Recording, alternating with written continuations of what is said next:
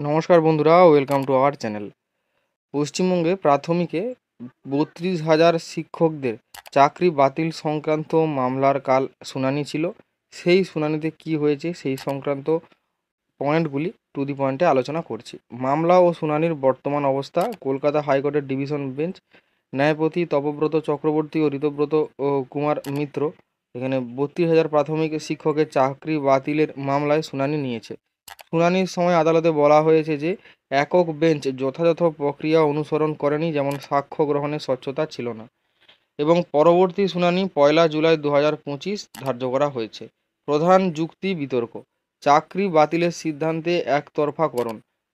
চাকরি প্রার্থীরা দাবি করেছেন একক বেঞ্চে শুনানি ও সিদ্ধান্ত একতরফা হয়েছে, সাক্ষীদের বিবাদিতা হয়নি, টাকা দিয়ে নিয়োগ হয়েছে এমন প্রমাণ নেই।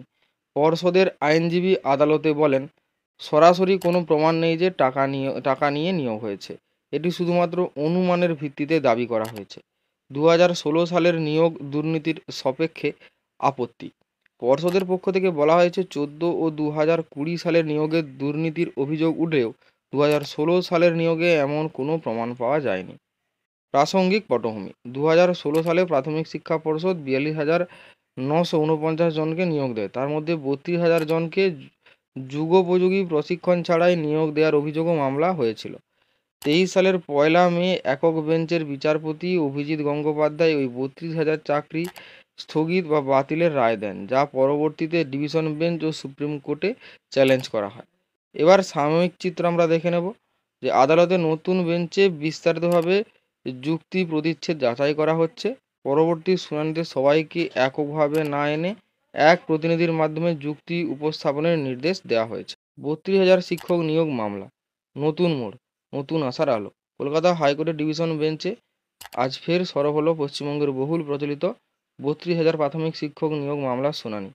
একক বেঞ্চের রায়ের বিরুদ্ধে দায়ের হওয়া এই আপিল মামলায় শিক্ষক পদ হারানো হাজার হাজার মানুষের চোখ এখন আদালতের রায় ঘিরে।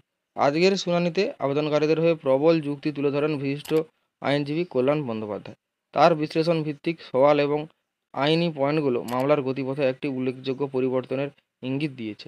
আদালতের ভিতরে তার বক্তৃতায় যেমন আইনের প্রাসঙ্গিক দিকগুলো উঠে এসেছে, তেমনি শিক্ষার্থীদের ন্যায্যতার প্রসঙ্গও বারবার আলোচিত হয়েছে। শুনানির সময় বিচারপতি তপব্রত চক্রবর্তী একটি গুরুত্বপূর্ণ বার্তা দেন, আদালতের দরজায় রাজনৈতিক মন্তব্যের কোনো স্থান নেই, শুধু আইনের কাঠামোর মধ্যেই এই মামলার নিষ্পত্তি হবে। বিচার ব্যবস্থার নিরপেক্ষতা বজায় রাখতে এই পদক্ষেপ যথেষ্ট তাৎপর্যপূর্ণ। পরবর্তী পয়েন্ট, এগিয়ে চলা শুনানি ও ভবিষ্যতের দিশা। মামলার পরবর্তী শুনানির দিন ধার্য হয়েছে 1 জুলাই। ওই দিন বিরোধী পক্ষের আইনজীবীরা তাদের বক্তব্য আদালতের সামনে তুলে ধরবেন। তবে আজকের শুনানিতে কল্যাণ বন্দ্যোপাধ্যায়ের সওয়াল শিক্ষকদের মনে আশার আলো জাগিয়েছে। অনেকের মধ্যে ডিভিশন বেঞ্চ অত্যন্ত সতর্কভাবে সমস্ত দিক পর্যালোচনা করেছে এবং সেটাই ভবিষ্যতের রায়ের গুণগত মান নির্ধারণ করবে। এবার শুধু চাকরি নয়, ন্যায়ের লড়াই, এই পয়েন্ট। এই মামলাটি শুধুমাত্র 32,000 জন চাকরি প্রার্থী শিক্ষক বা তার পরিবারের রুজি রুটির প্রশ্ন নয়, এটি এক বৃহত্তর ন্যায়বোধ, স্বচ্ছ নিয়োগ প্রক্রিয়া এবং বিচার ব্যবস্থার উপর সাধারণ মানুষের বিশ্বাসের লড়াই। হাইকোর্টের রায় পশ্চিমবঙ্গের শিক্ষা প্রশাসনের ভবিষ্যৎ রূপরেখা নির্ধারণে গুরুত্বপূর্ণ ভূমিকা রাখতে চলেছে। এখন গোটা রাজ্য অপেক্ষা করছে সেই চূড়ান্ত রায়ের, যা হয়তো এক নতুন দৃষ্টান্ত গড়বে ন্যায়, স্বচ্ছতা এবং মানবিকতার পথে।